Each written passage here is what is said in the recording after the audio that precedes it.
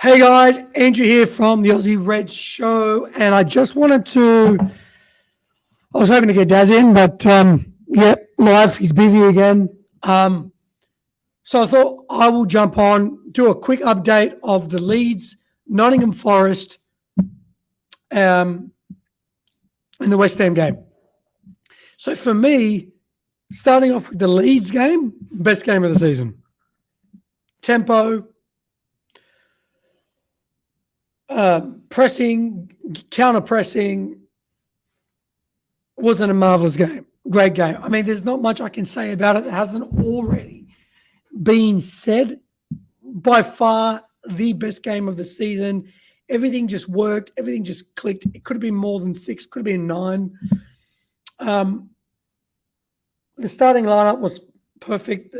The way we started the game, the energy, Leeds basically let us capitulate. They capitulated, and they just lost any real sense of, heart in the game and spirit in the game. And Liverpool just went on to really dominate that game.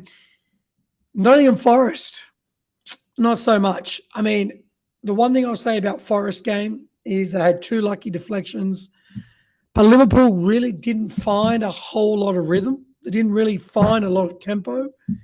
Yes, obviously we were the better team, but it felt very on edge. It felt jagged. It just didn't feel like we had we're going to run away with the game. Nottingham Forest came out with a clear sense of how they wanted to attack the game. And I use the word attack is a little bit ironic. They were going to counter-attack, really. I thought the game was a bit slow in patches. I didn't think our attacking players were in the game enough. It was a game I felt like we had more possession in the sort of midfield in their sort of last quarter. It's one of those games where you knew they were going to sit deep. They're going to play like a 6-3-1. It just felt uneasy, and what could you say about that game that you probably couldn't have said the same about West Ham? Just West Ham were a better opponent, but West Ham didn't look energetic as they normally do.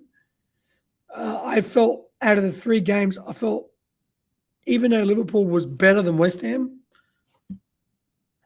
in some ways I found West Ham to be the worst out of the 3 because, we really could have drawn that game. We won, but it didn't feel like a win. It felt quite patchy. Didn't really feel like we're ever comfortable in the game. Yes, we were better. Yes, we had 88-90% of our, let's say 80-85% of our passes were on point. Their passing just wasn't. Their final third just wasn't as good. And I think that's why we kind of went off them on the game. I mean, their goal, Van Dijk, I know it was an offside goal against Jared Bowen, but he's just standing there, didn't go in and attack. And I don't know, sometimes the defense looks tired and too comfortable. And even though Matip ended up winning the game, I'm always going for Canade. He's my favorite centre back out of the 3. But credit to Matip, he had a good game. Robertson was an average game. Trent Alexander-Arnold again, a little bit 50-50. It wasn't completely comfortable, wasn't completely perfect game. Again, tempo was lacking. And yes, West Ham had no energy, but there was points in the game. Neither did we. So yes, 3 wins.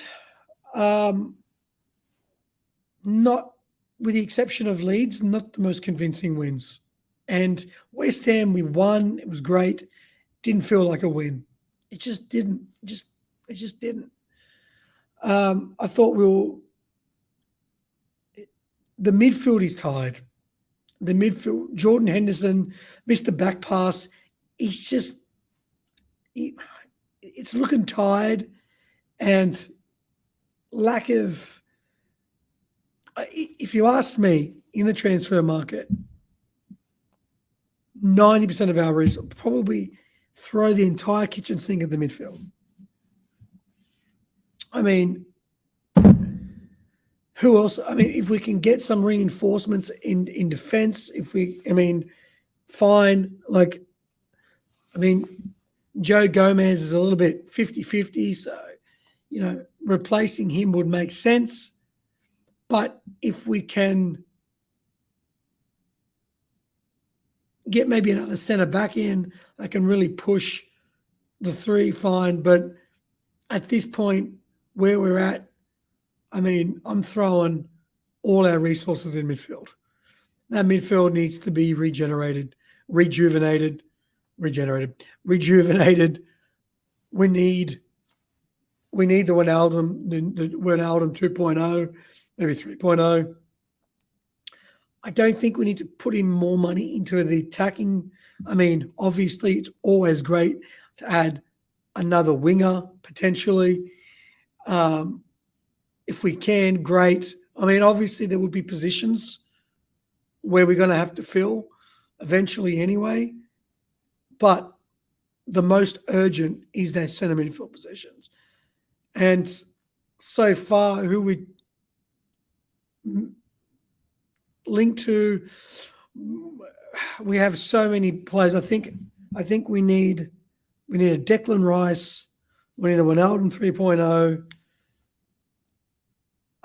There's so many players. That would be a whole podcast in of itself towards the end of the season. Hopefully I will have with Darren, throw out some names.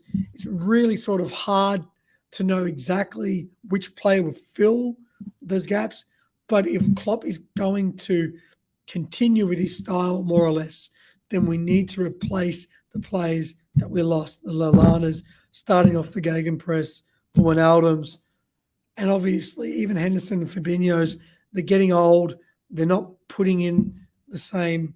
Henderson's highlight career for us, and Fabinho for that matter, was the Premier League title winning year, obviously. And I feel like we definitely need more there. I think if we really buy right in midfield, we will free up the defence a lot more. They will have a lot less to do on average in a season than we would have this season. I really feel as though if you got 150 million to spend, plus whatever revenue you generate from sales, put it into that midfield. Who would you buy? Really tough, really difficult, but that's where we need to be. There's really not a whole lot we can say other than what we've already said. Liverpool look tired. We're winning our last 3 games, but on average, we look tired. We're not playing in any other competitions, but the Premier League, Nottingham Forest and West Ham, we really should have put it in better performances. But let's just say, we've got the 9 points out of 9. So at the end of the day, we are pushing towards the Champions League spot, which I don't think we will get. I think we're probably going to finish 5th or 6th, most likely. Things can go our way, but I can't see us finishing 4th, but you never know, you hope so. Because obviously finishing in the Champions League spot is going to help us get better players in, so that would be fantastic. But generally, what's more likely, a 5th or a 6th position. I don't mind playing in the Europa, but in terms of attracting the right players, I don't think Jude Bellingham, even if we could afford him, which we can't, I think it's all bullshit, but even if we could afford a Jude Bellingham, I don't think he's coming to us to play in the Europa League. He doesn't need to. There's plenty of clubs, I'm sure, want his signature that are going to be in the Champions League. So my big recommendation, throw it all into the midfield. Thanks a lot, guys. Have a wonderful day. Let us know if you've got any questions.